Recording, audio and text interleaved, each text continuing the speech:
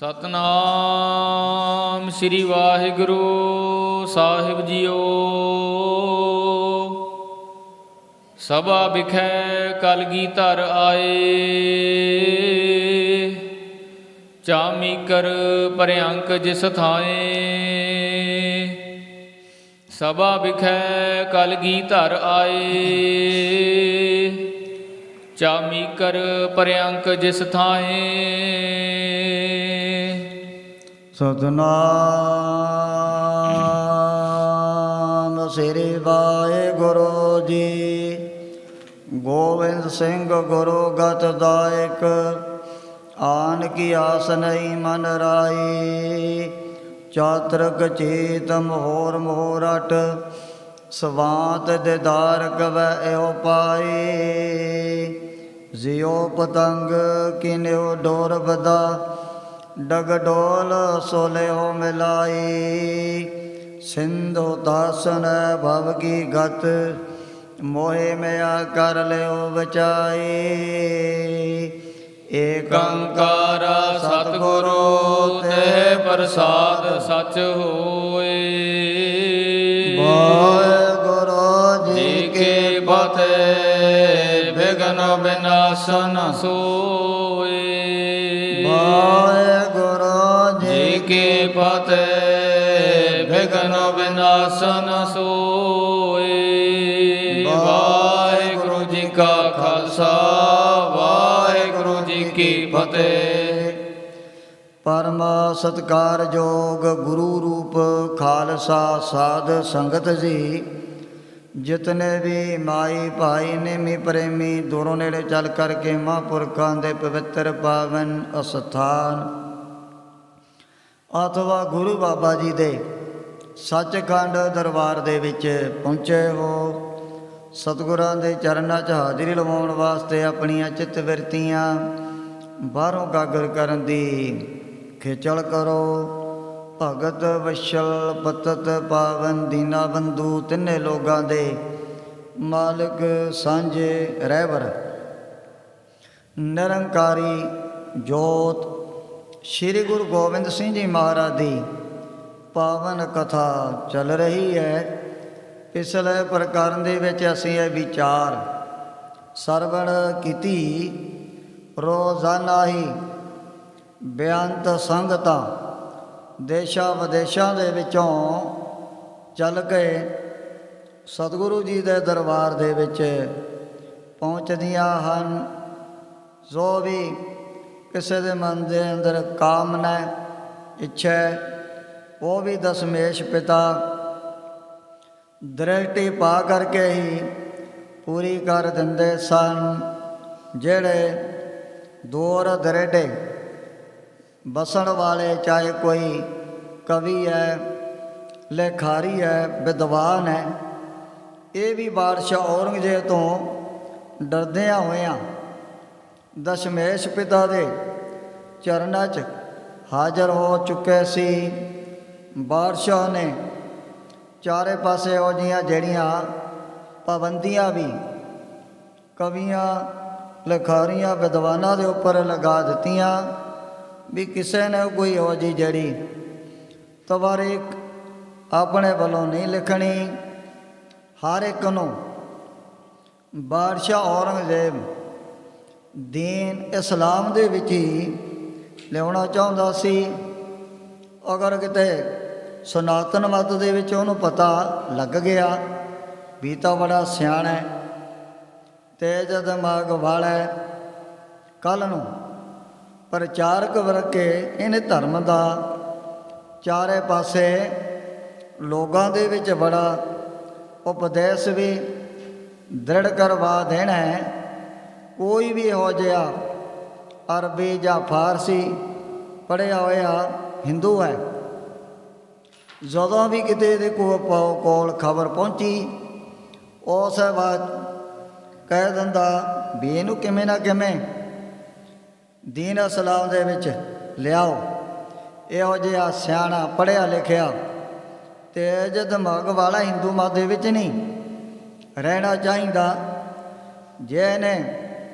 ਜੇ ਮੁਸਲਮਾਨ ਬਣ ਗਿਆ, ਪਤਾ ਨਹੀਂ ਹੋਰ ਕਿਤਨੇ ਲੋਕਾਂ ਨੂੰ ਇਹਨੇ ਆਪਣੇ ਦੀਨ ਇਸਲਾਮ ਦੇ ਨਾਲ ਜੋੜ ਦੇਣਾ ਹੈ, ਜਿਨ੍ਹਾਂ ਵਿਚਾਰਿਆਂ ਨੂੰ ਹੋਰ ਕੋਈ ਹਿੰਦੁਸਤਾਨ ਦੇ ਵਿੱਚ ਆਪਣੇ ਪਾਸ ਤਾਂ ਰੱਖ ਨਹੀਂ ਸਕਦਾ। ਸਾਰੇ ਬਾਦਸ਼ਾਹ ਔਰੰਗਜ਼ੇਬ ਤੋਂ ਬੜਾ ਥਰ ਥਰ ਕੰਬਦੇ ਸਨ ਵੀ ਜੇ ਕੋਈ ਰੱਖੂ। ਇਹਨੇ ਫਿਰ ਫੌਜਾਂ ਭੇਜ ਕਰਕੇ ਧੱਕੇ ਦੇ ਨਾਲ ਹੀ ਸਾਨੂੰ ਉਹਨਾਂ ਦੇ ਕੋਲੋਂ ਮੰਗਵਾ ਲੈਣਾ ਹੈ। ਪਤਾ ਲੱਗਿਆ ਵੀ ਇੱਕੋ ਇੱਕ ਇਹ ਤਾਂ ਸ੍ਰੀ ਗੁਰੂ ਨਾਨਕ ਦੇਵ ਜੀ ਮਹਾਰਾਜ ਦਾ ਦਰ ਘਰ ਹੀ ਹੈ, ਜਿੱਥੇ ਉਹ ਜੇ ਵੱਡੇ ਵੱਡੇ ਜ਼ਾਲਮ ਰਾਜੇ ਮਹਾਰਾਜਿਆਂ ਦੀ ਕੋਈ ਵੀ ਪੇਸ਼ ਨਹੀਂ ਜਾਂਦੀ। ਗੁਰੂ ਕਲਗੀਧਰ ਸੱਚੇ ਪਾਤਸ਼ਾਹ ਵੀ ਬੇਪਰਵਾਹ ਹਨ।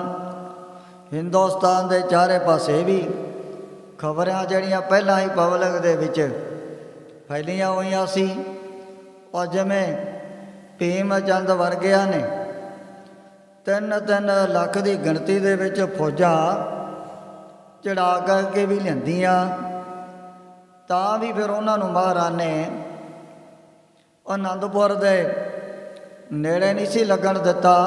ਬਥੇਰਾ ਜ਼ੋਰ ਵੱਲ ਲਗਾਇਆ ਇਹਨਾਂ ਨੇ, ਕਿਵੇਂ ਨਾ ਕਿਵੇਂ ਆਪਾਂ ਲੋਹਗੜ੍ਹ ਦੇ ਕਿਲ੍ਹੇ ਦਾ ਜਿਹੜਾ ਦਰਵਾਜ਼ਾ ਉਹਨੂੰ ਭੰਨੀਏ, ਫਿਰ ਆਨੰਦਪੁਰ ਆਪਣਾ ਬੜਾ ਸੌਖਾ ਆਪਾਂ ਜਿੱਤ ਸਕਦੇ ਹਾਂ। ਪਰ ਭਾਈ ਬਚਿੱਤਰ ਸਿੰਘ ਜੀ ਨੇ ਇਹੋ ਜਿਹੀ ਵੀਰਤਾ, ਇਹੋ ਜਿਹੀ ਬਹਾਦਰੀ ਦੇ ਨਾਲ ਜਦੋਂ ਇਹਨਾਂ ਦੇ ਬਹੁਤ ਵੱਡੇ ਮਸਤ ਹਾਥੀ ਦੇ ਸਿਰ ਦੇ ਵਿੱਚ ਮਾਰੀ ਨਾਗਣੀ, ਉਹ ਵੀ ਫਿਰ ਉਹ ਚਿਲਕਦਾ ਹੋਇਆ ਪਿੱਛੇ ਮੁੜ ਗਿਆ ਸੀ। ਤਲਵਾਰਾਂ ਜਿਹਦੇ ਸੁੰਡ ਦੇ ਨਾਲ ਬੰਨੀਆਂ ਹੋਈਆਂ ਕਿਲਕਾਰੀਆਂ ਮਾਰਦਾ ਹੋਇਆ ਉਲਟਾ ਇਹਨਾਂ ਦੀਆਂ ਫੌਜਾਂ ਨੂੰ ਹੀ ਵੱਢਣ ਲੱਗ ਪਿਆ। ਇਹੋ ਜਿਹੀਆਂ ਜਿਹੜੀਆਂ ਖਬਰਾਂ ਭਾਰਤ ਵਰ ਦੇ ਚਾਰੇ ਪਾਸੇ ਦੂਰ ਦੂਰ ਤੱਕ ਫੈਲ ਚੁੱਕੀਆਂ ਸਨ, ਜਿਨ੍ਹਾਂ ਕਵੀਆਂ ਦੀ, ਵਿਦਵਾਨਾਂ ਦੀ, ਲਿਖਾਰੀਆਂ ਦੀ ਕੋਈ ਵੀ ਕਦਰ ਨਹੀਂ ਸੀ ਕਰਦਾ। ਕੋਈ ਤਾਂ ਵਿਚਾਰੇ ਮਾਇਆ ਦੇ ਵੱਲੋਂ ਭੁੱਖੇ ਵੀ ਮਰ ਰਹੇ ਸਨ। ਉਹ ਜਦੋਂ ਦਸ਼ਮੇਸ਼ ਪਿਤਾ ਦੇ ਦਰਬਾਰ ਦੇ ਵਿੱਚ ਚੱਲ ਕਰਕੇ ਆਉਂਦੇ, ਕਿਤਨੀ ਮਹਾਰਾਜ ਨੇ ਉਹਨਾਂ 'ਤੇ ਕਿਰਪਾ ਕੀਤੀ। ਮਾਇਆ ਵੀ ਜੋ ਹੈ ਰਹਿਣ ਸਹਿਣ ਦਾ ਬੜਾ ਪ੍ਰਬੰਧ ਇਹਨਾਂ ਦਾ ਸਤਿਗੁਰੂ ਜੀ ਆਪਣੇ ਆਪ ਹੀ ਕਰਵਾ ਦਿੰਦੇ ਸਨ। ਇਹ ਜਿਹੜਾ ਇੱਕ ਮਦਾਰੀ ਨਾਮ ਦਾ ਫਕੀਰ ਨੇ ਵੀ ਜਦੋਂ ਆ ਕਰਕੇ ਸਤਿਗੁਰੂ ਜੀ ਦੇ ਦਰਸ਼ਨ ਕੀਤੇ, ਜਿਵੇਂ ਜਿਵੇਂ ਇਹਨੂੰ ਦਰਿਆ ਦੇ ਵਿੱਚ ਇੱਕ ਸੁਪਨਾ ਆਇਆ, ਉੱਥੇ ਫਿਰ ਇੱਕ ਇਹੋ ਜਿਹਾ ਮਰਦ ਮਿਲਿਆ, ਕਹਿਣ ਲੱਗਿਆ ਵੀ ਤੂੰ ਜਾ ਕੇ ਮੇਰਾ ਸੁਨੇਹਾ ਗੁਰੂ ਕਲਗੀਧਰ ਸੱਚੇ ਪਾਤਸ਼ਾਹ ਨੂੰ ਦੇ ਦੀ। ਜਿਹੜੀ ਮਾਇਆ ਸਤਲੁਜ ਦਰਿਆ ਦੇ ਵਿੱਚ ਆਪ ਜੀ ਨੇ ਜਮ੍ਹਾਂ ਕੀਤੀ ਹੈ, ਉਹ ਸਾਰੀ ਮਾਨਤ ਸਾਡੇ ਪਾਸ ਪਹੁੰਚ ਗਈ। ਗਿਣਤੀ ਕਰਨ ਤੋਂ ਪਤਾ ਲੱਗਿਆ ਵੀ 20 ਕਰੋੜ ਦਾ ਜਿਹੜਾ ਰੁਪਈਆ ਇਹਨਾਂ ਦੇ ਪਾਸ ਮਹਾਰਾਜ ਨੇ ਆਪਣੇ ਵੱਲੋਂ ਜਮ੍ਹਾਂ ਕੀਤਾ ਹੋਇਆ ਸੀ। ਇਹਦੇ ਮਨ ਦਾ ਜਿਹੜਾ ਭਰਮ, ਜਿਹੜਾ ਸ਼ੰਕਾ, ਉਹ ਵੀ ਮਹਾਰਾਜ ਨੇ ਦੂਰ ਕੀਤਾ।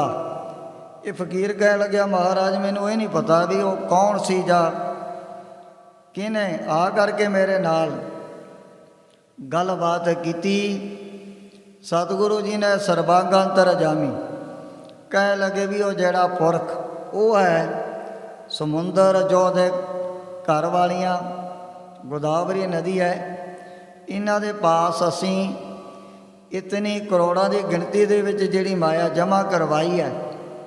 ਜਦੋਂ ਸਾਡਾ ਖਾਲਸਾ ਬੜਾ ਜ਼ੋਰ, ਬੜਾ ਬਲ ਪਕੜ ਲਊ, ਉਹਨੇ ਫਿਰ ਸਾਰੀ ਮਾਇਆ ਉਹਦੇ ਪਾਸੋਂ ਆਪਣੇ ਆਪ ਹੀ ਪ੍ਰਾਪਤ ਕਰ ਲੈਣੀ ਹੈ। ਸੁਣ ਕਰਕੇ ਇਹਦੇ ਮਨ ਦੇ ਵਿੱਚ ਵੀ ਬੜਾ ਆਨੰਦ ਬੜੀ ਖੁਸ਼ੀ ਪੈਦਾ ਹੋ ਗਈ ਸੀ। ਰੋਜ਼ਾਨਾ ਸਤਿਗੁਰੂ ਜੀ ਆਪਣੇ ਰੂਹਾਨੀ ਦਰਬਾਰ ਦੇ ਵਿੱਚ ਬੈਠ ਕਰਕੇ ਇਹੋ ਜਿਹੇ ਬਚਨ ਬਿਲਾਸ ਸੰਗਤਾਂ ਨੂੰ ਸੁਣਾਇਆ ਕਰਦੇ ਸੀ। ਇਤਿਆਦਿਕ ਪ੍ਰਸੰਗ ਪਿੱਛੇ ਆਇਆ। ਅੱਗੇ ਜਿਸ ਪ੍ਰਕਾਰ ਸਤਿਗੁਰਾਂ ਦੀ ਪਵਿੱਤਰ ਪਾਵਨ ਕਥਾ ਦੇ ਤਾਈਂ ਗ੍ਰੰਥ ਕਰਤਾ ਭਾਈ ਸਾਹਿਬ ਭਾਈ ਸੰਤੋਖ ਸਿੰਘ ਜੀ ਉਚਾਰਨ ਕਰਦੇ ਨੇ, ਆਪਣੇ ਮਨਾਂ ਨੂੰ ਇਕਾਗਰ ਕਰਦੇ ਹੋਏ ਆਲਸ ਤੋਂ ਸਾਵਧਾਨ ਹੋ ਕਰਕੇ ਆਖੋ ਸਤਨਾਮ ਸ੍ਰੀ ਵਾਹਿਗੁਰੂ ਜੀ। ਸਤਨਾਮ ਸ੍ਰੀ ਵਾਹਿਗੁਰੂ ਜੀ। ਸਭਾ ਵਿਖੇ ਕਲਗੀਧਰ ਆਏ।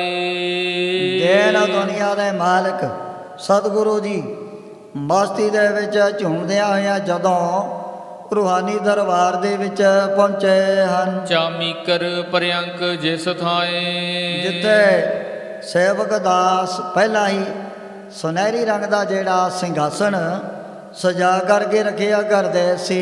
ਆਸ ਤਰਨ ਮਖਮਲ ਕੋ ਕਸਿਓ, ਜਿਹਦੇ ਉੱਪਰ ਮਖਮਲ ਦੇ ਨਰਮ ਨਰਮ ਇਹੋ ਜਿਹੇ ਵਿਛੋੜੇ ਵਗੈਰਾ ਵੀ ਵਿਛਾਏ ਹੋਏ ਹਨ। ਜਰੀ ਸਹਿਤ ਗੁੰਫਨ ਯੁੱਤ ਲਸਿਓ, ਜਿਹਦੇ ਆਲੇ ਦੁਆਲੇ ਬਹੁਤ ਸਾਰੇ ਜਰੀ ਦੇ ਛੋਟੇ ਛੋਟੇ ਫੁੱਲ ਬਣਾ ਕਰਕੇ ਲਟਕਾਏ ਹੋਏ ਸਨ। ਤਿਸ ਪਰ ਥਿਰੇ ਵਿਸਾਲ ਕਿਰਪਾਲਾ, ਇਹ ਜਿਹੜਾ ਬਿਸਤਰਾ ਉਹਨੂੰ ਵੀ ਗੁਰਮੁਖਾਂ ਨੇ ਜਰੀ ਦੇ ਨਾਲ ਚਾਰੇ ਪਾਸਿਆਂ ਤੋਂ ਚੰਗੀ ਤਰ੍ਹਾਂ ਕਸ ਕਰਕੇ ਬੰਨਿਆ ਹੋਇਆ ਸੀ। ਆਏ ਖਾਲਸਾ ਗਨ ਤਿਸ ਕਾਲਾ, ਜਦੋਂ ਖਾਲਸੇ ਨੂੰ ਲੱਗਿਆ ਪਤਾ, ਉਹ ਵੀ ਦਸ਼ਮੇਸ਼ ਪਿਤਾ ਦੇ ਚਰਨਾਂ ਦੇ ਵਿੱਚ ਹਾਜ਼ਰ ਹੋ ਗਏ ਹਨ। ਨਮੋ ਕਰਤ ਅਰ ਬੈਠਤ ਹੇਰੇ, ਸਾਰੇ ਪ੍ਰੇਮੀਆਂ ਨੇ ਆਪੋ ਆਪਣੀ ਬਾਰੀ ਦੇ ਮੁਤਾਬਕ ਮਹਾਰਾਜ ਦੇ ਚਰਨਾਂ ਤੇ ਨਮਸਕਾਰ ਕੀਤੀ, ਮੱਥਾ ਟੇਕਿਆ ਹੈ। ਲੱਗਿਓ ਦੀਵਾਨ ਆਨ ਤਿਸ ਬੇਰੇ, ਉਹ ਸੇਵਾ ਬੜਾ ਜਿਹੜਾ ਸੁੰਦਰ ਰੂਹਾਨੀ ਦਰਬਾਰ ਸਜ ਚੁੱਕਿਆ ਸੀ। ਹੇਮ ਲਸ਼ਟਕਾ ਧਾਰਨ ਕਰੇ, ਜਿਹੜੇ ਨੇ ਜੋਧੇ ਸੂਰਮੇ ਸੋਨੇ ਦੀਆਂ ਚੋਭਾਂ ਲੈ ਕਰਕੇ ਉਹ ਫਿਰ ਆਲੇ ਦੁਆਲੇ ਪੈਰਿਆਂ ਤੇ ਖੜੇ ਹੋ ਗਏ ਸਨ। ਆਗੇ ਚੋਬਦਾਰ ਤਹ ਖਰੇ, ਜਿਨ੍ਹਾਂ ਦੀ ਸੇਵਾ ਮਹਾਰਾਜ ਨੇ ਪਹਿਲਾਂ ਤੋਂ ਹੀ ਪਹਿਰਾ ਦੇਣ ਦੇ ਉੱਪਰ ਲਗਾਈ ਹੋਈ ਹੈ। ਥਾਂ ਪਰ ਥਾਂ ਉਹ ਫਿਰ ਸੰਗਤਾਂ ਨੂੰ ਵੀ ਦੀਵਾਨ ਦੇ ਵਿੱਚ ਚਾਰੇ ਪਾਸੇ ਬਿਠਾਇਆ ਕਰਦੇ ਸੀ। ਸ੍ਰੀ ਮੁਖ ਤੇ ਤਬ ਹੁਕਮ ਬਖਾਨਾ, ਉਸ ਵਕਤ ਫਿਰ ਸਤਿਗੁਰੂ ਜੀ ਨੇ ਆਪਣੇ ਨੂਰਾਨੀ ਚਿਹਰੇ ਤੋਂ ਇਹ ਬਚਨ ਕੀਤੇ ਸੀ। ਗੁਨੀ ਕਵੀਸ਼ਰ ਪੰਡਤ ਨਾਨਾ, ਭਾਈ ਜਿਹੜੇ ਆਪਣੇ ਪਾਸ ਬੜੇ ਗੁਣਵਾਨ ਕਵੀਸ਼ਰ ਵਿਦਵਾਨ ਜੋ ਵੀ ਲੇਖਾਰੀ ਰਹਿੰਦੇ ਹਨ, ਸਭ ਹਿਨ ਕੋ ਹਕਾਰ ਲੈ ਆਵੋ, ਸਾਰਿਆਂ ਨੂੰ ਬੁਲਾ ਕੇ ਤੁਸੀਂ ਆ ਦਰਬਾਰ ਦੇ ਵਿੱਚ ਹਾਜ਼ਰ ਕਰ ਦੇਣਾ ਹੈ। ਜਹ ਜਹ ਡੇਰੇ ਤਹਾਂ ਸਿਧਾਵੋ, ਜਿੱਥੇ ਜਿੱਥੇ ਵੀ ਮਹਾਰਾਜ ਨੇ ਇਹਨਾਂ ਦੇ ਰਹਿਣ ਦੇ ਲਈ ਸੋਹਣੇ ਸੋਹਣੇ ਜਿਹੜੇ ਡੇਰੇ ਬਣਵਾਏ ਹੋਏ ਸਨ, ਸੁਨ ਕੈ ਸਭ ਤਤਕਾਲ ਬੁਲਾਏ, ਮੇਵੜੇ ਨੇ ਹੁਕਮ ਸੁਣ ਕੇ ਇਹ ਜਿਹੜੀ ਆਗਿਆ ਉਹਨਾਂ ਨੂੰ ਜਾ ਕਰਕੇ ਸੁਣਾ ਦਿੱਤੀ ਹੈ। ਤਿਨ ਕੇ ਦਇਹੁ ਨਾਮ ਬਤਾਏ, ਕਵੀ ਜੀ ਕਹਿੰਦੇ ਨੇ ਵੀ ਉਹਨਾਂ ਵਿਦਵਾਨਾਂ ਦੇ, ਉਹਨਾਂ ਲਖਾਰੀਆਂ ਦੇ ਜਿਹੜੇ ਬਹੁਤ ਹੀ ਜ਼ਿਆਦਾ ਵੱਡੇ ਵੱਡੇ ਗੁਣਾਂ ਨੂੰ ਧਾਰਨ ਕਰਨ ਵਾਲੇ ਪੁਰਸ਼ ਸਨ, ਉਹਨਾਂ ਦੇ ਮੈਂ ਨਾਮ ਵੀ ਸੰਗਤਾਂ ਨੂੰ ਦੱਸ ਦੇਣੇ ਹਨ। ਕੇਸੋ ਦਾਸ ਪੁੱਤਰ ਕੁਵਰੇਸ਼, ਜਿਹੜਾ ਸੀ ਕੇਸੋ ਦਾਸ ਕੁਵਰੇਸ਼ ਪੰਡਤ ਦਾ ਇਹ ਪੁੱਤਰ ਹੈ। ਦਰੋਣ ਪਰਬ ਜਿਨ ਕੀਨ ਅਸ਼ੇਸ਼, ਜਿਹਨੇ ਮਹਾਭਾਰਤ ਦਾ ਜਿਹੜਾ ਹੈ ਦਰੋਣਾ ਪਰਬ ਉਹਨੂੰ ਸੰਸਕ੍ਰਿਤ ਦੇ ਵਿੱਚੋਂ ਭਾਸ਼ਾ ਦੇ ਅੰਦਰ ਉਲੱਥਾ ਕੀਤਾ ਸੀ। ਗੁਣੀਆ ਸੁਖੀਆ ਬੱਲਭ ਆਇਓ, ਇਸੇ ਤਰ੍ਹਾਂ ਗੁਣੀ ਹੈ, ਸੁਖੀ ਹੈ ਤੇ ਬੱਲਭ ਨਾਮ ਦਾ ਬਹੁਤ ਵੱਡਾ ਮਹਾਨ ਵਿਦਵਾਨ ਇਹ ਵੀ ਚੱਲ ਕਰਕੇ ਮਹਾਰਾਜ ਦੇ ਪਾਸ ਪਹੁੰਚ ਗਿਆ ਸੀ। ਧਿਆਨ ਸਿੰਘ ਗੁਰ ਦਰਸ਼ਨ ਪਾਇਓ, ਇਸੇ ਤਰ੍ਹਾਂ ਭਾਈ ਧਿਆਨ ਸਿੰਘ ਨੇ ਵੀ ਆ ਕੇ ਗੁਰੂ ਕਲਗੀਧਰ ਸੱਚੇ ਪਾਤਸ਼ਾਹ ਦਾ ਦੀਵਾਨ ਦੇ ਵਿੱਚ ਦੀਦਾਰ ਕੀਤਾ ਹੈ। ਇਤਿਆਦਿਕ ਪਹੁੰਚੇ ਕੁਛ ਹੋਰ ਵੀ ਜੋ ਬਹੁਤ ਸਾਰੇ ਸਿਆਣੇ ਵਿਦਵਾਨ ਕਵੀਸ਼ਰ ਲਿਖਾਰੀ ਜੋ ਵੀ ਮਹਾਰਾਜ ਦੇ ਇਸ ਪਾਵਨ ਨਗਰ ਦੇ ਵਿੱਚ ਰਹਿਣ ਵਾਲੇ ਸੀ। ਬੰਦਤ ਭੇ ਸੋਢੀ ਸਿਰ ਮੌਰ। ਸੋਢੇ ਕੁਲ ਦੇ ਸ਼੍ਰੋਮਣੀ ਦਸ਼ਮੇਸ਼ ਪਿਤਾ ਦੇ ਚਰਨਾਂ ਤੇ ਇਹਨਾਂ ਨੇ ਵੀ ਆ ਕਰਕੇ ਆਪਣੇ ਸੀਸ ਝੁਕਾ ਦਿੱਤੇ ਹਨ। ਸਾਦਰ ਬੈਠੇ ਸਭਾ ਮਝਾਰੀ। ਜਦੋਂ ਇਹ ਸਾਰੇ ਹੀ ਬੜੇ ਅਦਬ ਸਤਿਕਾਰ ਦੇ ਸਹਿਤ ਮਹਾਰਾਜ ਦੇ ਸਾਹਮਣੇ ਆ ਕਰਕੇ ਬੈਠ ਗਏ ਹਨ। ਸਭ ਪ੍ਰਤ ਸ਼੍ਰੀ ਪ੍ਰਭ ਗਿਰਾ ਉਚਾਰੀ।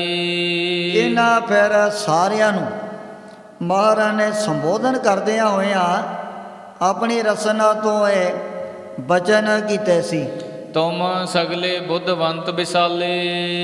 ਕਹਿ ਲਗੇ ਦੇਖੋ ਭਾਈ, ਤੁਸੀਂ ਬਹੁਤ ਹੀ ਸ੍ਰੇਸ਼ਟ ਮਤ ਨੂੰ ਧਾਰਨ ਕਰਨ ਵਾਲੇ ਹੋ। ਕਰੋ ਵਿਚਾਰਨ ਵਿਦਿਆ ਜਾਲੇ। ਤੁਸੀਂ ਤਾਂ ਪਹਿਲਾਂ ਤੋਂ ਹੀ ਆ ਜਿਹੜੀ ਵਿਦਿਆ ਹੈ, ਅਰਬੀ ਹੈ, ਫਾਰਸੀ ਹੈ, ਚਾਹੇ ਹੈ ਸੰਸਕ੍ਰਿਤ, ਪਤਾ ਨਹੀਂ ਕਿਤਨੇ ਸਾਲ ਇਹਨਾਂ ਵਿਦਿਆ ਨੂੰ ਵਿਚਾਰਦਿਆਂ ਹੋਇਆਂ ਬਤੀਤ ਕਰ ਦਿੱਤੇ ਹਨ। ਕਹਿਤੇ ਸੁਪਨਾ ਪਾਵਹਿ ਪ੍ਰਾਨੀ। ਉਸ ਸਮੇਂ ਸਤਿਗੁਰੂ ਜੀ ਇਹਨਾਂ ਸਾਰਿਆਂ ਨੂੰ ਮੁਖਾਤਬ ਹੋ ਕਰਕੇ ਕਹਿਣ ਲੱਗੇ ਵੀ ਇਉਂ ਦੱਸੋ, ਇਸ ਪ੍ਰਾਣੀ ਨੂੰ ਸੁਪਨਾ ਕਿਸ ਥਾਂ ਤੋਂ ਆਉਂਦਾ ਹੈ? ਕਿਮ ਨਿਸਪਤ ਮੈਂ ਸ਼ਾਮ ਨਿਸ਼ਾਨੀ। ਆ ਜਿਹੜਾ ਚੰਦਰਮਾ ਰਾਤ ਦੇ ਟਾਈਮ ਤੇ ਇਹਦੇ ਵਿੱਚ ਕਾਲੇ ਨਿਸ਼ਾਨ ਇਹ ਕਿਉਂ ਨਜ਼ਰ ਆਉਂਦੇ ਹਨ? ਕਿਮ ਗੋਡੇ ਪਰ ਪਾਗ ਰਖੰਤੇ।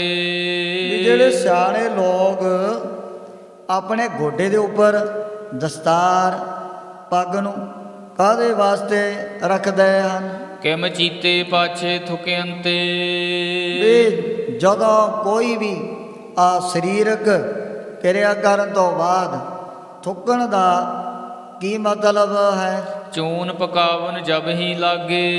ਇਹ ਹੈ ਦਰਅਸਲ ਖਾਲਸੇ ਦਾ ਬੋਲਾ ਵੀ ਚੀਤਾ ਮਾਰਨਾ। ਜਿਵੇਂ ਪੁਰਾਣੇ ਸਮਿਆਂ ਦੇ ਵਿੱਚ ਖਾਲਸੇ ਇਹੋ ਜਿਹੇ ਸ਼ਬਦ ਵਰਤਿਆ ਕਰਦੇ ਸੀ। ਰੋਈਆਂ ਬੀਆਂ ਬਾਨਾ ਜੰਗਲਾਂ ਦੇ ਵਿੱਚ ਰਹਿੰਦਿਆਂ ਹੋਇਆਂ ਵੀ ਮੁਗਲਾਂ ਤੁਰਕਾਂ ਨੂੰ ਪਤਾ ਹੀ ਨਾ ਲੱਗੇ। ਸਿੰਘ ਸੂਰਮੇ ਇੱਕ ਦੂਜੇ ਨੂੰ ਕਿਹੋ ਜਿਹੇ ਸ਼ਬਦ ਬੋਲ ਕਰਕੇ ਸੁਣਾ ਰਹੇ ਹਨ ਵੀ ਜਦੋਂ ਵੀ ਕਿਤੇ ਬਾਥਰੂਮ ਵਗੈਰਾ ਕਰਨਾ ਉਹ ਤੋਂ ਬਾਅਦ ਆਪਣੇ ਮੂੰਹ ਤੋਂ ਕਿਉਂ ਥੁੱਕਦੇ ਹਨ? ਤੋਰ ਪਿੱਛੇ ਕਿਮ ਜੋਰਤ ਆਗੇ।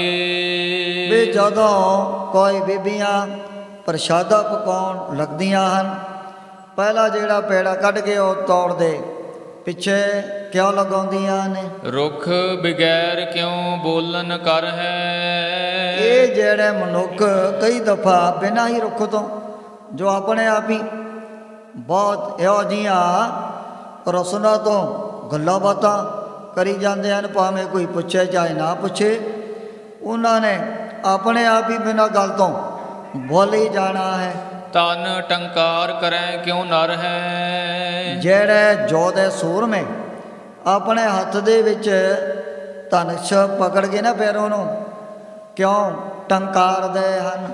ਕਹਿ ਹੋ ਤਮਾਕੂ ਕਿਉਂ ਨਹਿ ਛੋਹੈ। ਆ ਜਿਹੜੀ ਹੈ ਜਗਤ ਜੋਠ ਤਮਾਕੂ ਜਿਹਨੂੰ ਕਹਿੰਦੇ ਨੇ, ਵੀ ਇਹਨੂੰ ਕਿਉਂ ਕੋਈ ਵੀ ਆਪਣੇ ਹੱਥ ਦੇ ਨਾਲ ਛੋਣਾ ਵੀ ਨਹੀਂ ਚਾਹੁੰਦਾ। ਪਰ ਹੁਣ ਤੰਬਾਕੂ ਦੀ ਬੇਸ਼ਮਝ ਗਵਾਰ ਲੋਕਾਂ ਤਾਂ ਖੁੱਲ੍ਹੀ ਵਰਤੋਂ ਕਰੀ ਜਾਂਦੇ ਹਨ, ਪਰ ਇਹਨੂੰ ਸਿਆਣੇ ਲੋਕ ਪੀਣਾ ਤਾਂ ਬੜੀ ਦੂਰ ਦੀ ਗੱਲ ਹੈ, ਕਦੇ ਹੱਥ ਵੀ ਨਹੀਂ ਲਗਾਉਂਦੇ ਹਨ। ਕਥਾ ਦਵਾਦਸ਼ੀ ਕਿਮ ਨਹਿ ਕਹੈ। ਦਰਅਸਲ ਸਨਾਤਨ ਮਤ ਦੇ ਵਿੱਚ ਹੀ ਇਹੋ ਜਿਹੀਆਂ ਜਿਹੜੀਆਂ ਵਹਿਮਾਂ ਵਾਲੀਆਂ ਗੱਲਾਂ ਆਇਆ ਕਰਦੀਆਂ ਹਨ। ਸੋ ਕਵੀ ਜੀ ਨੇ ਪਹਿਲਾਂ ਤੋਂ ਹੀ ਬੜਾ ਸਨਾਤਨ ਮਤ ਦਾ ਇਤਿਹਾਸ ਪੜ੍ਹਿਆ ਹੋਇਆ ਸੀ। ਮਹਾਂਭਾਰਤ, ਰਾਮਾਇਣ, ਗੀਤਾ, ਹੋਰ ਬਹੁਤ ਸਾਰੇ ਜਿਹੜੇ ਵੀ ਵੇਦਾਂਤ ਦੇ ਗ੍ਰੰਥ ਹਨ, ਉਹਨਾਂ ਦਾ ਕਵੀ ਜੀ ਨੇ ਛੋਟੀ ਉਮਰ ਦੇ ਵਿੱਚ ਇਹਨਾਂ ਦਾ ਅਧਿਐਨ ਕਰ ਲਿਆ ਸੀ। ਜਿਵੇਂ ਜਿਵੇਂ ਉਹਨਾਂ ਨੇ ਇਤਿਹਾਸ ਪੜ੍ਹਿਆ ਉਸੇ ਤਰ੍ਹਾਂ ਦੇ ਜਿਹੜੇ ਪ੍ਰਮਾਣ ਵੀ ਆਪ ਹੀ ਲਿਖ ਰਹੇ ਹਨ। ਦੁਬਾਰਾ ਕਥਾ ਦਵਾਦਸ਼ੀ ਕਿਮ ਨਹਿ ਕਹੈ। ਵੀ ਸਨਾਤਨ ਮਤ ਦੇ ਵਿੱਚ ਦਵਾਦਸ਼ੀ ਨੂੰ ਕੋਈ ਕਥਾ ਜਾਂ ਫਿਰ ਪਰਮਾਰਥਕ ਵਿਚਾਰਾਂ ਕਿਉਂ ਨਹੀਂ ਕਰਦੇ ਹਨ। ਇਮ ਸ਼੍ਰੀ ਸਤਿਗੁਰ ਤੇ ਸਭ ਸੁਨੈ। ਜਦੋਂ ਇਹ ਪ੍ਰਵਚਨ ਸ੍ਰੀ ਗੁਰੂ ਗੋਬਿੰਦ ਸਿੰਘ ਜੀ ਮਹਾਰਾਜ ਦੀ ਪਾਵਨ ਰਸਨਾ ਤੋਂ ਇਹਨਾਂ ਸਾਰੇ ਵਿਦਵਾਨਾਂ ਕਵੀਆਂ ਲਖਾਰੀਆਂ ਨੇ ਸੁਣ ਲਏ ਹਨ। ਕਵ ਕੁਬਰੇਸ਼ ਪ੍ਰਥਮ ਹੀ ਭਨੈ। ਸਭ ਤੋਂ ਪਹਿਲਾਂ ਜਿਹੜਾ ਕੁਬਰੇਸ਼ ਨਾਮ ਦਾ ਬੜਾ ਸਿਆਣਾ ਪੜ੍ਹਿਆ ਲਿਖਿਆ ਵਿਦਵਾਨ, ਇਹਨੇ ਆਪਣੇ ਵੱਲੋਂ ਅਰਜ਼ ਕੀਤੀ ਹੈ। ਦੋਹਰਾ ਖਾਏ ਸਕਲ ਰਸ ਅੰਨ ਤੇ ਦਪਟੇ ਨਾਰੀ ਭਾਵ। ਗਰੀਬ ਨਿਵਾਸ ਸੱਚੇ ਪਾਤਸ਼ਾਹ ਵੀ ਜਦੋਂ ਨਾ ਇਹ ਮਨੁੱਖ ਰਾਤ ਦੇ ਟਾਈਮ ਤੇ ਭੋਜਨ ਪਾਣੀ ਛਕਦਾ ਹੈ, ਜੋ ਵੀ ਅੱਗੇ ਫਿਰ ਅੰਨ ਤੋਂ ਕਈ ਜਿਹੜੀਆਂ ਧਾਤਾਂ ਜਿਸਮ ਦੇ ਅੰਦਰ ਪੈਦਾ ਹੁੰਦੀਆਂ ਹਨ, ਵੀ ਜਦੋਂ ਉਸ ਅੰਨ ਤੋਂ ਬਰੀਕ ਨਾੜੀਆਂ ਦੇ ਵਿੱਚ ਜੋ ਬਹੁਤ ਹੀ ਜ਼ਿਆਦਾ ਸੂਖਮ ਮੰਨੀਆਂ ਜਾਂਦੀਆਂ ਹਨ, ਜੋ ਵੀ ਅੰਨ ਪਾਣੀ ਤੋਂ ਅੱਗੇ ਰਸ ਪੈਦਾ ਹੋ ਗਿਆ, ਵੀ ਜਦੋਂ ਉਸ ਰਸ ਦਾ ਬਹੁਤ ਹੀ ਨਿੱਕੀਆਂ ਨਿੱਕੀਆਂ ਸੂਖਮ ਨਾੜੀਆਂ ਦੇ ਉੱਪਰ ਨਾ ਉਹ ਅਸਰ ਕਰਦਾ ਹੈ। ਘੂਮ ਨੀਂਦ ਪੀਛੇ ਪਚੇ ਜੀਵ ਕਲਾ ਛੁੱਟ ਦਾਵ। ਜਦੋਂ ਅੰਨ ਪਚ ਗਿਆ ਤੇ ਇਸ ਪ੍ਰਾਣੀ ਨੂੰ ਘੂਕ ਨੀਂਦ ਆ ਜਾਂਦੀ ਹੈ, ਤੇ ਜਿਹੜਾ ਹੁਣ ਉਸ ਅੰਨ ਪਾਣੀ ਦੇ ਰਸ ਨੇ ਸੂਖਮ ਨਾੜੀਆਂ ਦੇ ਉੱਪਰ ਆਪਣਾ ਇਹ ਅਸਰ ਪਾਇਆ ਹੁੰਦਾ, ਵੀ ਜਦੋਂ ਉਸ ਦਾ ਅਸਰ ਘਟ ਜਾਂਦਾ ਹੈ। ਫੁਰੇ ਸੁਪਨ ਸਭ ਜੰਤ ਕਉ ਸਾਚ ਝੂਠ ਮਨ ਬੂਝ। ਉਸ ਸਮੇਂ ਫਿਰ ਇਸ ਮਨੁੱਖ ਨੂੰ ਸੱਚੇ ਝੂਠੇ ਕਈ ਤਰ੍ਹਾਂ ਦੇ ਜਿਹੜੇ ਸੁਪਨੇ ਹੁੰਦੇ ਨੇ, ਵੀ ਜਦੋਂ ਬਹੁਤ ਹੀ ਬਰੀਕ ਸੂਖਮ ਨਾੜੀਆਂ ਤੋਂ ਉਸ ਅੰਨ ਪਾਣੀ ਤੋਂ ਬਣੇ ਹੋਏ ਰਸ ਦਾ ਜਿਹੜਾ ਅਸਰ ਬਹੁਤ ਘਟ ਜਾਂਦਾ ਹੈ। ਇਤਨੀ ਜਾਨੀ ਗਿਆਨ ਤੇ ਤਾਂ ਪਰ ਤੁਮਰੀ ਸੂਝ। ਕੁਬਰੇਸ਼ ਪੰਡਤ ਕਹਿਣ ਲੱਗਿਆ, ਮਹਾਰਾਜ ਇਤਨਾ ਕੁ ਤਾਂ ਮੈਨੂੰ ਇਸ ਦੇ ਬਾਰੇ ਪਤਾ ਵੀ ਸੁਪਨਾ ਆਉਂਦਾ ਕਿਉਂ ਹੈ। ਅੱਗੇ ਫਿਰ ਆਪ ਤਰਕਾਲ ਦਰਸ਼ੇ ਹੋ। ਬੱਲਭ ਕਾਲਸ਼ ਪਾਪ ਫਲ ਗੋਤਮ ਪਤਨੀ ਪ੍ਰੀਤ। ਬੱਲਭ ਨੇ ਦੋਵੇਂ ਹੱਥ ਜੋੜੇ, ਸੱਚੇ ਪਾਤਸ਼ਾਹ ਜਿਹੜਾ ਇਹੋ ਜਿਹਾ ਘੋਰ ਪਾਪ ਉਸ ਸਮੇਂ ਚੰਦਰਮਾ ਦੀ ਰਹਿ ਦੇ ਨਾਲ ਜਿਵੇਂ ਜਿਵੇਂ ਗੌਤਮ ਰਿਸ਼ੀ ਦੇ ਘਰ ਦੇ ਵਿੱਚ ਉਸ ਸਮੇਂ ਕਈ ਆਪਣੀ ਸਲਾਹ ਕਰਕੇ ਪਹੁੰਚੇ ਸਨ, ਉਸ ਪਾਪ ਦੇ ਜਿਹੜੇ ਕਾਲੇ ਧੱਬੇ ਚੰਦਰਮਾ ਦੇ ਵਿੱਚ ਹੁਣ ਤੱਕ ਲੱਗੇ ਹੋਏ ਨੇ ਬਥੇਰਾ। ਚੰਦਰਮਾ ਨੇ ਯਤਨ ਕੀਤੇ ਵੀ ਕਿਵੇਂ ਨਾ ਕਿਵੇਂ ਕਾਲਸ ਦੇ ਟਿੱਕੇ ਲੈ ਜਾਣ, ਪਰ ਉਹ ਜਿਹੜੀ ਕਾਲਸ ਉਸੇ ਤਰ੍ਹਾਂ ਹੀ ਰਾਤ ਦੇ ਟਾਈਮ ਤੇ ਸਾਹਮਣੇ ਨਜ਼ਰ ਆਉਂਦੀ ਹੈ। ਸਸ ਉਠਾਏ ਰਿਖ ਨਹਾਣ ਕੋ ਕਾਮੀ ਬਾਸ਼ਵ ਮੀਤ। ਸੰਸਰ ਦਾਨ ਦੇ ਇੰਦਰ ਰਵਾਇਆ, ਵੀ ਜਿਵੇਂ ਜਿਵੇਂ ਗੌਤਮ ਰਿਸ਼ੀ ਗੰਗਾ ਦੇ ਵਿੱਚ ਇਸ਼ਨਾਨ ਕਰਨ ਵਾਸਤੇ ਗਏ ਸਨ, ਗੁਨੀਆ ਜਾਨੂ ਜਾਨਵੇ ਸ਼ੁੱਧ ਠੌਰ ਵਰ ਈਸ਼। ਉਹ ਸਮੇਂ ਜਿਹੜਾ ਗੁਨੀਆ ਕਵੀ ਕਹਿਣ ਲੱਗਿਆ, ਮਹਾਰਾਜ ਵੀ ਆ ਜਿਵੇਂ ਗੰਗਾ ਜਦੋਂ ਸੁਰਗ ਲੋਕ ਤੋਂ ਆਈ, ਉਸ ਸਮੇਂ ਸ਼ਿਵ ਜੀ ਕਹਿਣ ਲੱਗੇ ਵੀ ਇਹਦਾ ਜਿਹੜਾ ਪ੍ਰਵਾਹ ਹੋ ਰਿਹਾ ਕਿ ਤਾਂ ਚੱਲ ਨਹੀਂ ਸਕਦਾ।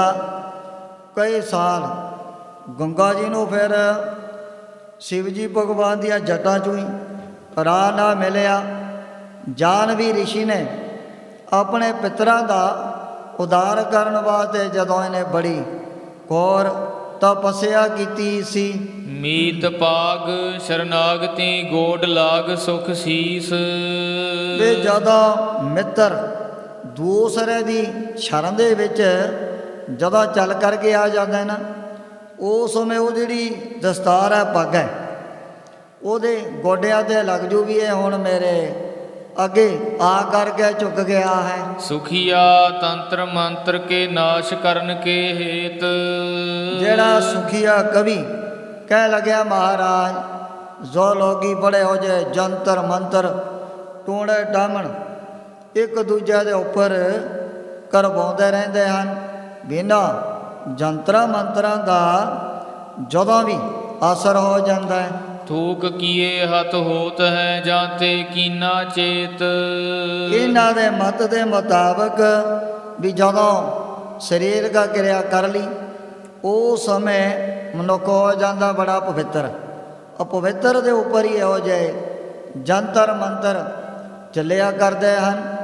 ਅਤੇ ਜਦੋਂ ਉਹਨੇ ਆਪਣੀ ਰਸਨਾ ਤੋਂ ਥੁੱਕ ਦਿੱਤਾ ਭਾਵ, ਜਦੋਂ 5 ਇਸ਼ਨਾਨਾ ਜਲ ਦੇ ਨਾਲ ਕਰ ਲਿਆ, ਫਿਰ ਉਹ ਉਸ ਦੀ ਜਿਹੜੀ ਪਵਿੱਤਰਤਾ ਹੋ ਜਾਂਦੀ ਹੈ। ਜਦੋਂ ਸਰੀਰ ਨਿਰਮਲ ਹੋ ਗਿਆ, ਉਹ ਜਿਹੜੇ ਜੰਤਰ ਮੰਤਰ ਉਹਦੇ ਉੱਪਰ ਕੋਈ ਵੀ ਅਸਰ ਨਹੀਂ ਕਰਦੇ ਹਨ। ਇਸੇ ਕਰਕੇ ਕਿਰਿਆ ਕਰਨ ਤੋਂ ਬਾਅਦ ਬੜੇ ਲੋਕ ਆਪਣੇ ਮੂੰਹ ਤੋਂ ਧਰਤੀ ਦੇ ਉੱਪਰ ਥੁੱਕ ਦਿੰਦੇ ਹਨ। ਗੁਰਦਾਸ ਦਾਸ ਪਗ ਸਤਿਗੁਰੂ ਅਹੰ ਮਿਟੈ ਤੁਮ ਸ਼ਰਨ। ਗੁਰਦਾਸ ਕਵੀ ਕਹਿ ਲੱਗਿਆ ਸੱਚੇ ਪਾਤਸ਼ਾਹ ਵੀ ਆਪ ਦੇ ਚਰਨਾਂ 'ਚ ਜਦੋਂ ਜਗਿਆਸੂ ਆ ਜੇ ਤਾਂ ਫਿਰ ਉਹਦੇ ਮਨ ਦਾ ਜਿਹੜਾ ਮਾਨ ਹੰਕਾਰ ਨਾਸ ਹੋ ਜਾਂਦਾ ਹੈ। ਤਵਨ ਕਿਰਪਾ ਬਿਨ ਅਹਮਤੀ ਬੋਲਤ ਪ੍ਰੀਤੀ ਹਰਨ। ਜਿਨ੍ਹਾਂ ਦੇ ਉੱਪਰ ਆਪ ਦੀ ਰਹਿਮਤ ਨਹੀਂ ਹੋਈ, ਉਸੇ ਤਰ੍ਹਾਂ ਦਰ ਦਰ ਦੇ ਵਿੱਚ ਧੱਕੇ ਖਾਣ ਵਾਲੇ ਉਹ ਬਿਨਾਂ ਮਤਲਬ ਤੋਂ ਹੀ ਐਵੇਂ ਜ਼ੁਬਾਨ ਤੋਂ ਫਿਰ ਬੋਲੀ ਜਾਂਦੇ ਹਨ। ਜਿਨ੍ਹਾਂ ਨੇ ਆਪਣੇ ਹਿਰਦੇ ਦੇ ਅੰਦਰੋਂ ਹੰਕਾਰ ਮਾਨ ਦੂਰ ਕਰ ਲਿਆ, ਉਹ ਜਿਹੜੇ ਗੁਰਮੁਖ ਬਹੁਤ ਹੀ ਆਪਣੀ ਰਸਨਾ ਤੋਂ ਘੱਟ ਬੋਲਿਆ ਕਰਦੇ ਹਨ। ਸੈਨਾਪਤ ਕਹਿਤਾ ਇਹੀ ਪ੍ਰਥਮ ਬਰਕਤੀ ਜਾਨ। ਜਿਹੜਾ ਸੈਨਾਪਤ ਕਵੀ ਕਹਿ ਲੱਗਿਆ ਮਹਾਰਾਜ ਵੀ ਜੋ ਹੈ ਆਟਾ ਪਕਾਉਣ ਵੇਲੇ ਪਹਿਲਾ ਪ੍ਰਸ਼ਾਦਾ ਤਾਂ ਕਰਦੇ ਨੇ ਵੀ ਸਾਡੇ ਘਰ ਦੇ ਵਿੱਚ ਬੜੀ ਬਰਕਤ ਬਣੀ ਰਹਿਣੀ ਹੈ। ਜੇ ਥੋੜ੍ਹਾ ਬਹੁਤਾ ਅਸੀਂ ਅੰਨ ਦਾ ਜਿਹੜਾ ਦਾਨ ਲੋੜਵੰਦਾਂ ਜਾਂ ਸਿੱਧੀਆਂ ਨੂੰ ਛਕਾਉਂਦੇ ਰਹਾਂਗੇ, ਇਹੋ ਜਿਹੇ ਖਿਆਲਾਤ ਕਰਕੇ ਜਿਹੜਾ ਪਹਿਲਾ ਪ੍ਰਸ਼ਾਦਾ ਉਹ ਕਿਸੇ ਨੂੰ ਦਾਨ ਕਰਨ ਦੇ ਲਈ ਕੱਢ ਦਿੰਦੇ ਹਨ। ਗਣਪਤ ਆਦ ਮਨਾਈਏ ਆਦ ਤਵਨ ਕੀ ਕਾਨ। ਆ ਜਿਵੇਂ ਹਿੰਦੂ ਮਤ ਦੇ ਵਿੱਚ ਕੋਈ ਵੀ ਕਵੀ ਹੈ, ਲਿਖਾਰੀ ਹੈ, ਸਭ ਤੋਂ ਪਹਿਲਾਂ ਗਣੇਸ਼ ਦੀ ਪੂਜਾ ਕਰੂ। ਇਹ ਬੜਾ ਤੇਜ਼ ਲਿਖਾਰੀ ਮੰਨਿਆ ਗਣੇਸ਼ ਜੀ। ਕਿਸੇ ਦੀ ਵੀ ਕੋਈ ਕਵਿਤਾ ਕੋਈ ਗ੍ਰੰਥ ਪੜ੍ਹ ਕੇ ਦੇਖੋ, ਹਰੇਕ ਜਿਹੜਾ ਵਿਦਵਾਨ ਹਰੇਕ ਲਿਖਾਰੀ ਉਹਨੇ ਸਭ ਤੋਂ ਪਹਿਲਾਂ ਗਣੇਸ਼ ਜੀ ਦਾ ਮੰਗਲ ਆਪਣੇ ਵੱਲੋਂ ਜ਼ਰੂਰ ਕਰਨਾ। ਇਸੇ ਤਰ੍ਹਾਂ ਤੇ ਜਿਹੜੇ ਨੇ ਸਿਆਣੇ ਉਹ ਆਪਣੇ ਘਰ ਦੇ ਵਿੱਚ ਬਰਕਤ ਪਾਉਣ ਦੇ ਲਈ ਪਹਿਲਾਂ ਜਿਹੜਾ ਪ੍ਰਸ਼ਾਦਾ ਅੱਡ ਕੱਢ ਲੈਂਦੇ ਹਨ। ਸੁੱਖਾ ਸਿੰਘ ਟੰਕਾਰ ਕੀ ਸ਼ਤਰਨ ਦਇਓ ਵੰਗਾਰ। ਸੁੱਖਾ ਕਵੀ ਕਹਿਣ ਲੱਗਿਆ ਮਹਾਰਾਜ ਵੀ ਜਿਹੜੇ ਨਾ ਯੋਧੇ ਸੂਰਮੇ ਉਹ ਆਪਣੇ ਧਨਸ ਨੂੰ ਤਾਂ ਟੰਕਾਰਦੇ ਨੇ, ਆਵਾਜ਼ ਇਸ ਕਰਕੇ ਕੱਢੀ ਜਾਂਦੀ ਹੈ ਵੀ ਜੇ ਕਿਸੇ ਦੇ ਵਿੱਚ ਬਲ ਹੈ, ਜ਼ੋਰ ਹੈ, ਉਹ ਮੇਰੇ ਸਾਹਮਣੇ ਆ ਕਰਕੇ ਜੰਗ ਕਰ ਸਕਦਾ ਹੈ। ਹੈ ਬਲ ਵਿਦਿਆ ਜਾਸ ਕੈ ਆਵੈ ਮਮ ਢਿੱਗ ਸਾਰ।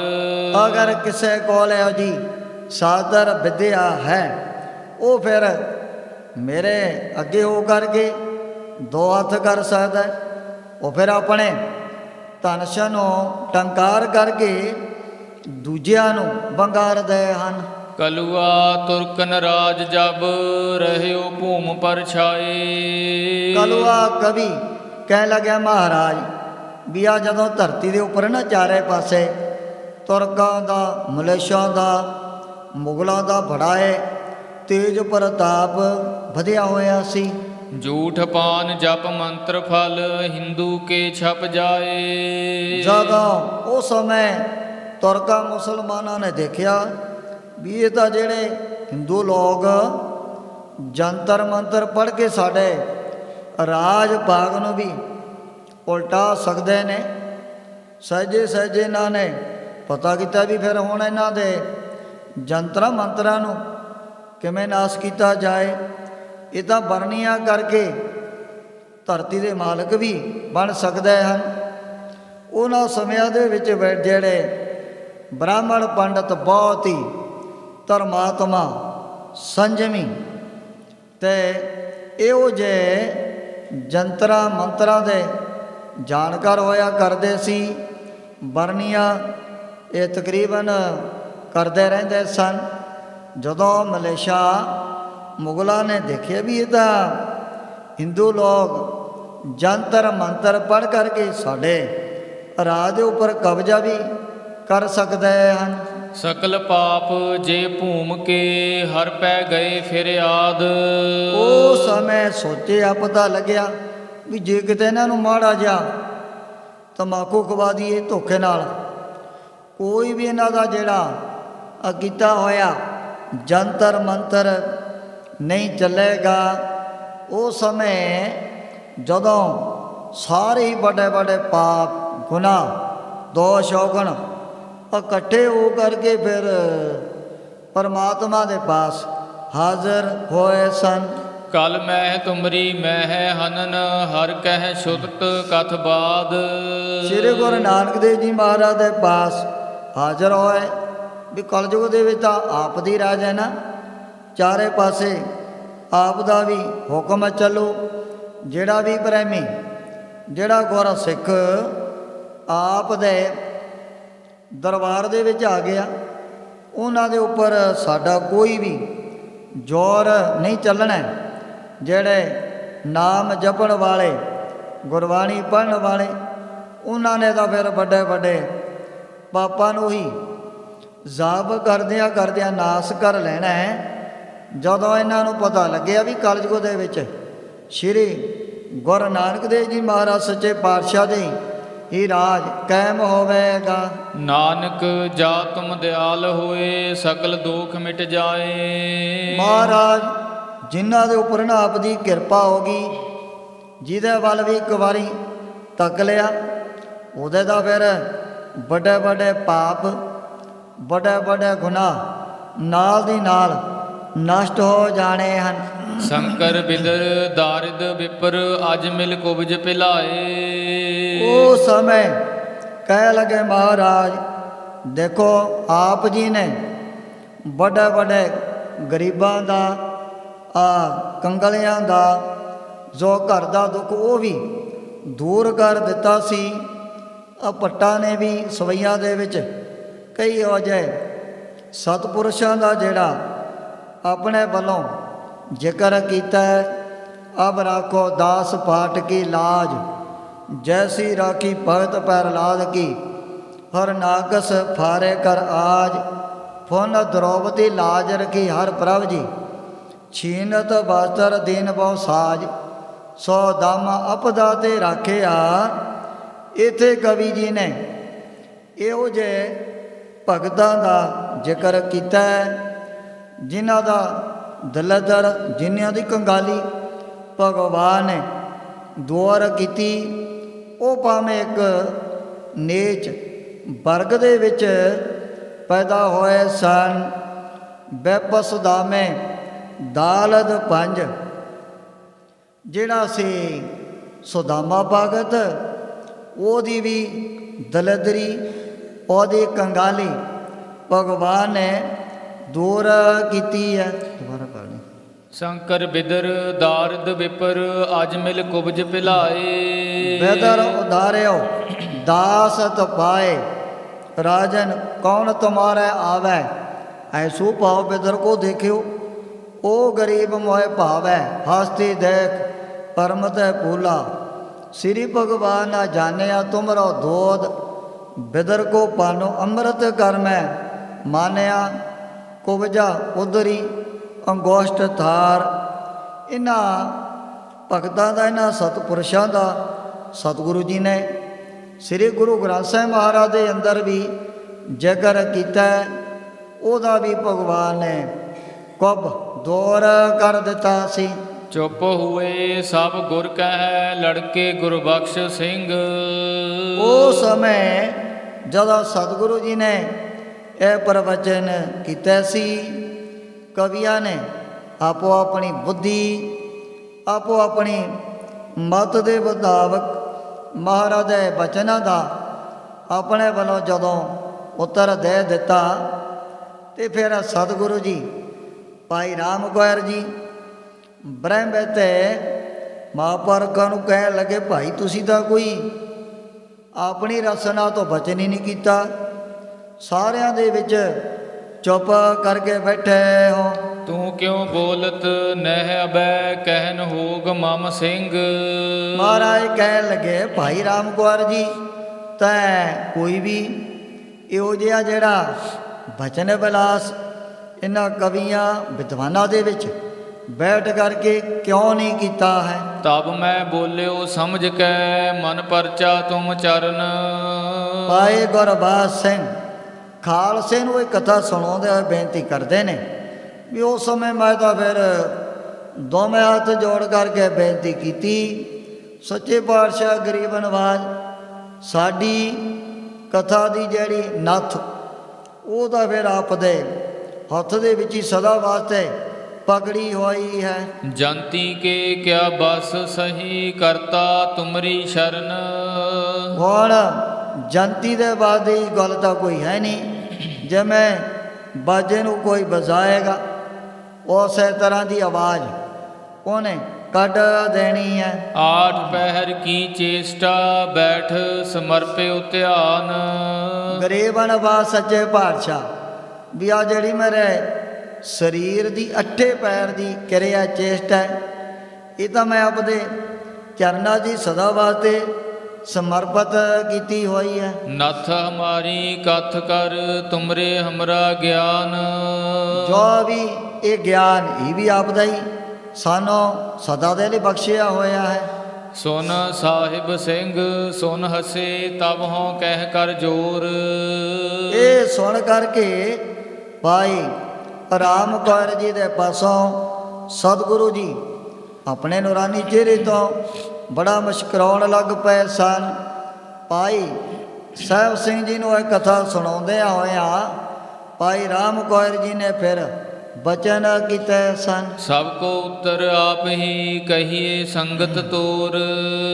ਗਰੀਬ ਨਵਾਜ਼ ਸੱਚੇ ਪਾਤਸ਼ਾਹ ਸਾਰੀਆਂ ਸੰਗਤਾਂ ਆਪ ਦੀਆਂ ਹੀ ਹਨ, ਜਿਨ੍ਹਾਂ ਜਿਨ੍ਹਾਂ ਨੇ ਆਪਣੇ ਮੁਖਾਰ ਬਿੰਦ ਤੋਂ ਇਹਨਾਂ ਪ੍ਰਸ਼ਨਾਂ ਦੇ ਜਥਾਯੋਗ ਉੱਤਰ ਜਦੋਂ ਸੁਣ ਲਏ, ਉਹਨਾਂ ਦੇ ਮਨ ਦਾ ਜਿਹੜਾ ਭਰਮ ਸਾਰਾ ਹੀ ਦੂਰ ਹੋ ਜਾਣਾ ਹੈ। ਬੋਲੇ ਪ੍ਰਭ ਤਬ ਦਿਆਲ ਹੋਏ, ਜਨਮ ਜੋਨ ਭ੍ਰਮ ਜੀਵ। ਉਸ ਵਕਤ ਫਿਰ ਸਤਿਗੁਰੂ ਜੀ ਨੇ ਇਹਨਾਂ ਦੇ ਸਵਾਲਾਂ ਦਾ ਜਿਹੜਾ ਜਵਾਬ ਆਪਣੇ ਵੱਲੋਂ ਦੇਣਾ ਸ਼ੁਰੂ ਕੀਤਾ ਸੀ। ਦੁਬਾਰਾ ਬੋਲੇ ਪ੍ਰਭ ਤਬ ਦਿਆਲ ਹੋਏ, ਜਨਮ ਜੋਨ ਭ੍ਰਮ ਜੀਵ। ਮਹਾਰਾਜ ਕਹਿਣ ਲੱਗੇ ਵੀ ਆ ਜਿਹੜਾ ਪੁਰਾਣੀ ਪਤਾ ਨਹੀਂ ਕਿਤਨੇ ਜਨਮਾਂਤਰਾਂ ਨੂੰ ਧਾਰਨ ਕਰਦਿਆਂ ਹੋਇਆ ਅਨੇਕਾਂ ਹੀ ਇਸ ਨੇ ਜੋ ਵੀ ਜੋਨਾਂ ਭੁਗਤੀਆਂ ਹਨ। ਨਿੰਦਰਾ ਵਾਸ਼ੇ ਕਾਂਤ ਚਿਤ, ਲਖੈ ਭ੍ਰਮੈ ਸੁਪਨੀਵ। ਦਿਨ ਬੇਕਾਰ ਕਰਤ ਸ਼ਰਮ ਪਾਇਓ, ਨੈਣੀ ਨੀਂਦ ਸੁਪਨ ਬਰੜਾਇਓ। ਵੀ ਦਿਨੇ ਜਿਉ ਜੇ ਕਾਰੋਬਾਰ ਕਰਦਿਆਂ ਹੋਇਆਂ ਮਨ ਦੇ ਉੱਪਰ ਸੰਸਕਾਰ ਪੈਦਾ ਹੋ ਗਏ, ਤੇ ਉਸੇ ਤਰ੍ਹਾਂ ਦੇ ਜਿਹੜੇ ਸੁਪਨੇ ਰਾਤ ਦੇ ਟਾਈਮ ਤੇ ਇਸ ਪ੍ਰਾਣੀ ਨੂੰ ਆਉਣ ਲੱਗ ਜਾਂਦੇ ਹਨ। ਤਾਰਾ ਗੁਰ ਪਤਨੀ ਭੁਗੀ, ਚੰਦ ਕਾਲਖਾ ਦੇਖ। ਹੁਣ ਜਦੋਂ ਚੰਦਰਮਾ ਨੇ ਇਹੋ ਜਿਹਾ ਨਿਸ਼ਚਿਤ ਕਰਮ ਕੀਤਾ, ਗੌਤਮ ਰਿਸ਼ੀ ਨੇ ਤੋਤੀ ਮਾਰੀ, ਉਹਦੇ ਉੱਪਰ ਵੀ ਫਿਰ ਵੱਡੇ ਵੱਡੇ ਜਿਹੜੇ ਕਾਲਖ ਦੇ ਦਾਗ ਪੈ ਗਏ ਸਨ। ਪਰ ਨਾਰੀ ਪਰਸਨ ਅੱਗੇ, ਲੋਕ ਦਿਖਾਇਓ ਲੇਖ। ਇਹੋ ਜਿਹੇ ਲੇਖ ਦਿਖਾਉਣ ਦੇ ਕਾਰਨ ਉਹਦੇ ਉੱਪਰ ਵੀ ਵੱਡੇ ਵੱਡੇ ਜਿਹੜੇ ਦਾਗ ਪੈ ਚੁੱਕੇ ਹਨ। ਰਾਮ ਲਖਨ ਮ੍ਰਿਗੀਆ ਗਏ ਵਿਛਰੇ ਦੋਨੋਂ ਭਰਾਤ। ਜਦੋਂ ਭਗਵਾਨ ਰਾਮਚੰਦਰ ਜੀ ਤੇ ਲక్ష్మణ ਜੀ ਇਹ ਜੰਗਲਾਂ ਦੇ ਵਿੱਚ ਗਏ ਸਨ, ਉਹ ਚਾਨਕੀ ਉਹ ਲక్ష్మణ ਜੀ ਨੇ ਆਪਣਾ ਜਿਹੜਾ ਘੋੜਾ ਇੱਕ ਮਿਰਗ ਦੇ ਪਿੱਛੇ ਦੌੜਾਇਆ। ਰਾਹ ਦੇ ਵਿੱਚ ਦੋਵੇਂ ਭਰਾਵਾਂ ਦਾ ਵਿਛੋੜਾ ਪੈ ਗਿਆ ਸੀ। ਜਦੋਂ ਰਾਤ ਹੋਈ ਉਸ ਸਮੇਂ ਭਗਵਾਨ ਰਾਮਚੰਦਰ ਜੀ ਇੱਕ ਦਰਖਤ ਦਾ ਜਿਹੜਾ ਢਾਸਣਾ ਲਾ ਕੇ ਬਹਿ ਗਏ। ਸਾਹਮਣੇ ਉਹਨਾਂ ਨੇ ਆਪਣੀ ਜਿਹੜੀ ਪੱਗ ਰੱਖ ਲਈ। ਉਸ ਨੂੰ ਲక్ష్మణ ਜਾਣਦਿਆਂ ਹੋਇਆਂ ਸਾਰੀ ਰਾਤ ਗੱਲਾਂ ਬਾਤਾਂ ਕਰਦਿਆਂ ਹੋਇਆਂ ਬਤੀਤ ਕਰ ਦਿੱਤੀ। ਇਸੇ ਤਰ੍ਹਾਂ ਭਗਵਾਨ ਜਦੋਂ ਲక్ష్మణ ਜੀ ਇਹ ਵੀ ਰੋਈਆਂ ਬਿਆਬਾਨਾਂ 'ਚ ਕਾਫੀ ਦੂਰ ਚਲੇ ਗਏ। ਰਾਤ ਹੋਣ ਦੇ ਕਾਰਨ ਇੱਕ ਦਰਖਤ ਦੇ ਨਾਲ ਆਪਣਾ ਢਾਸਣਾ ਲਾਇਆ, ਪੱਗ ਲਾ ਕਰਕੇ ਸਾਹਮਣੇ ਰੱਖ ਲਈ। ਉਸ ਪੱਗ ਨੂੰ ਲక్ష్మణ ਜੀ ਰਾਮ ਜੀ ਜਾਣ ਕਰਕੇ ਇਹਨਾਂ ਨੇ ਫਿਰ ਗੱਲਾਂ ਬਾਤਾਂ ਕਰਦੇ ਆਪਣੀ ਸਾਰੀ ਰਾਤ ਬਤੀਤ ਕਰ ਦਿੱਤੀ ਹੈ। ਨਿਸ ਗੋਡੇ ਪਗੜੀ ਧਰੇ ਮਿੱਤਰ ਕਹਾਣੀ ਬਾਤ। ਇਸ ਕਰਕੇ ਗੋਡਿਆਂ ਦੇ ਉੱਪਰ ਦੋਵਾਂ ਨੇ ਪੱਗਾਂ ਰੱਖ ਕਰਕੇ ਉਹ ਜਿਹੜੀ ਰਾਤ ਉਸ ਪੱਗ ਨੂੰ ਭਰਾਵਾਂ ਦੇ ਸਮਾਨ ਜਾਣਦਿਆਂ ਹੋਇਆਂ ਬਤੀਤ ਕੀਤੀ ਸੀ। ਧਿਆਨ ਮਿਲੇ ਪਰਚਾ ਪਗੜ ਵਰਦੀਨਾ ਤਬ ਇਹ। ਉਹ ਸਮੇਂ ਜਿਹੜਾ ਵਰਦਾਨ ਭਗਵਾਨ ਜੀ ਨੇ ਆਪਣੇ ਵੱਲੋਂ ਬਖਸ਼ ਦਿੱਤਾ ਸੀ। ਗੋਡੇ ਪਰ ਦਸਤਾਰ ਧਰ ਪਾਵਹਿ ਨਿਰਦੁਖ ਦੇਹ। ਵੀ ਜਿਹੜਾ ਹੁਣ ਗੋਡੇ ਉੱਪਰ ਆਪਣੀ ਪੱਗ ਧਰੂ ਉਹਦੇ ਵੱਡੇ ਵੱਡੇ ਦੁੱਖ ਤੇ ਵੱਡੇ ਵੱਡੇ ਕਸ਼ਟ ਨਾਸ ਹੋ ਜਾਣੇ ਹਨ। ਭੂਤ ਜਾਤ ਭੂ ਪਰ ਜਿਤੇ ਮੂਤਰ ਦੋਖ ਮਿਟ ਜਾਏ। ਵੀ ਕਈ ਦਫਾ ਧਰਤੀ ਦੇ ਉੱਪਰ ਜਦੋਂ ਇਹੋ ਜਿਹੀਆਂ ਅਪਵਿੱਤਰ ਜਗ੍ਹਾ ਹੁੰਦੀਆਂ ਹਨ, ਲੋਕੀ ਕਹਿੰਦੇ ਨੇ ਵੀ ਇੱਥੇ ਤਾਂ ਫਿਰ ਭੂਤਾਂ ਪ੍ਰੇਤਾਂ ਦਾ ਵਾਸ ਹੈ। ਅਗਰ ਕਿਸੇ ਨੇ ਕੋਈ ਲਘੂ ਸ਼ੰਕਾ ਕਿਰਿਆ ਕਰ ਦਿੱਤੀ, ਉਹ ਸਮੇਂ ਬੜੀ ਤਕਲੀਫ ਬੜੇ ਦੁੱਖ ਉਹਨਾਂ ਦੇ ਸਾਹਮਣੇ ਆ ਜਾਂਦੇ ਹਨ। ਥੂਕ ਦੀਏ ਸ਼ੁੱਧ ਕਾਏ ਹੋਏ ਪਿੱਛੇ ਸਹੀ ਬਣਾਏ। ਥੋਕਣ ਦਾ ਭਾਵ ਇਹੀ ਹੈ ਜਿਹੜਾ ਪੰਜ ਇਸ਼ਨਾਨਾ ਕਰਦੇ ਆ ਵੀ ਜਦੋਂ ਕਿਰਿਆ ਕਰ ਲਈ ਉਹ ਤੋਂ ਬਾਅਦ ਜਲ ਦੇ ਨਾਲ ਹੱਥ ਪੈਰ ਧੋ ਲਏ, ਉਹ ਜਿਹੜੀ ਕਿਰਿਆ ਦੀ ਅਪਵਿੱਤਰਤਾ ਦੂਰ ਹੋ ਜਾਣੀ ਹੈ। ਪਾਪ ਗ੍ਰਸੈ ਜਬ ਆਨ ਕੈ ਤ੍ਰਿਸਕਾਰੈ ਵਿਦ ਆਨ। ਵੀ ਜਦੋਂ ਕਿਤੇ ਇਸ ਪ੍ਰਾਣੀ ਨੂੰ ਵੱਡੇ ਵੱਡੇ ਪਾਪ ਚਾਰੇ ਪਾਸਿਆਂ ਤੋਂ ਆ ਕੇ ਗ੍ਰਸ ਲੈਂਦੇ ਹਨ। ਬਿਨਾ ਬੁਲਾਏ ਬੋਲੀਏ ਜਾਂ ਵਿਦ ਭਲੀ ਨ ਮਾਨ। ਉਸ ਸਮੇਂ ਬਿਨਾ ਬੁਲਾਏ ਤੋਂ ਜਿਹੜੇ ਐਵੇਂ ਜ਼ੁਬਾਨ ਤੋਂ ਬੜ ਕਰੀ ਜਾਂਦੇ ਹਨ ਤੇ ਨਾ ਕੋਈ ਉਹਨਾਂ ਦੀ ਗੱਲ ਦਾ ਭਾਵੇਂ ਸਤਿਕਾਰ ਵੀ ਨਹੀਂ ਕਰਦਾ, ਨਾ ਗੱਲਾਂ ਬਾਤਾਂ ਨੂੰ ਸੁਣਨਾ ਚਾਹੁੰਦੇ ਹਨ। ਪਰ ਫਿਰ ਵੀ ਜਦੋਂ ਕਿਸੇ ਨੂੰ ਪਾਪਾ ਨੇ ਚਾਰੇ ਪਾਸਿਆਂ ਤੋਂ ਆ ਕਰਕੇ ਘੇਰਾ ਪਾ ਲਿਆ ਤੇ ਉਹਦੀ ਜਿਹੜੀ ਬੁੱਧੀ ਬੜੀ ਮੋਟੀ ਹੋਣ ਜਾਣ ਕਰਕੇ ਬਿਨਾਂ ਹੀ ਲੈਣ ਦੇਣ ਤੋਂ ਜਿਹੜੇ ਆਪਣੀ ਜ਼ਬਾਨ ਤੋਂ ਬੜੀਆਂ ਗੱਲਾਂ ਬਾਤਾਂ ਮਾਰੀ ਜਾਂਦੇ ਹਨ। ਆਦ ਅੰਤ ਰੋਟੀ ਗ੍ਰਹਿ ਦੇਵ ਪਿਤਰ ਹਿਤ ਦੇਨ। ਇਸ ਕਰਕੇ ਜਿਨ੍ਹਾਂ ਦੀ ਬੁੱਧੀ ਹੋ ਗਈ ਭ੍ਰਿਸ਼ਟ, ਉਹ ਫਿਰ ਬਿਨਾਂ ਹੀ ਕਿਸੇ ਗੱਲ ਬਾਤ ਤੋਂ ਹਰ ਵਕਤ ਮੂੰਹ ਤੋਂ ਬੜ ਕਰਦੇ ਰਹਿੰਦੇ ਹਨ। ਹੁਣ ਜਿਸ ਪ੍ਰਕਾਰ ਮਹਾਰਾਜ ਨੇ ਇਹਨਾਂ ਕਵੀਆਂ ਦੇ ਜਿਹੜੇ ਪ੍ਰਸ਼ਨ ਨੇ ਉਹਨਾਂ ਦਾ ਉੱਤਰ ਆਪਣੇ ਵੱਲੋਂ ਦੇਣਾ, ਉਸ ਪ੍ਰਸੰਗ ਦੀ ਵਿਚਾਰ ਅੱਗੇ ਕੀਤੀ ਜਾਏਗੀ। ਇਉਂ ਸ੍ਰੀ ਗੁਰੂ ਗੋਬਿੰਦ ਸਿੰਘ ਜੀ ਮਹਾਰਾਜ ਗੁਰਤਾ ਗੱਦੀ 'ਤੇ ਵਿਰਾਜਮਾਨ ਹੋ ਕਰਕੇ ਆਪਣੇ ਪਵਿੱਤਰ ਉਪਦੇਸ਼ ਅਤੇ ਦਰਸ਼ਨਾਂ ਦੁਆਰਾ ਬੜ ਭਾਗੈ ਗੁਰ ਸਿੱਖੋ ਤਾਈ ਨੇ ਹਾਲ ਕਰ ਰਹੇ ਨੇ। ਆਦ ਅੰਤ ਰੋਟੀ ਗ੍ਰਹਿ ਦੇਵ ਪਿਤਰ ਹਿਤ ਦੇਨ, ਵੇਦ ਉਕਤ ਤੇ ਧਰਮਵਾਨ ਏਕ ਪਿਛਾੜੀ ਲੈਨ। ਆਦ ਅੰਤ ਰੋਟੀ ਗ੍ਰਹਿ ਦੇਵ ਪਿਤਰ ਹਿਤ ਦੇਨ, ਵੇਦ ਉਕਤ ਤੇ ਧਰਮਵਾਨ ਏਕ ਪਿਛਾੜੀ ਲੈਨ। ਹੇ ਚੌਥੇ ਪਾਰ ਪਾਰ ਬ੍ਰਹਮ ਅਵਨਾਸੀ ਅਗ ਨਾਸ, ਹੇ ਪੂਰਨ